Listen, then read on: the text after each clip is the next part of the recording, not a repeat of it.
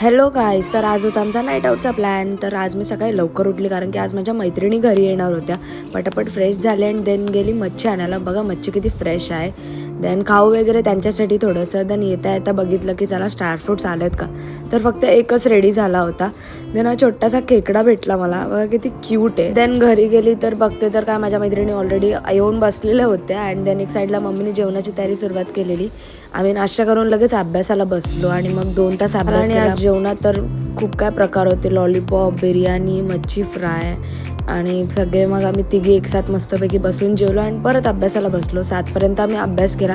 Then बरं चला mood fresh करूया तर KFCला गेलो.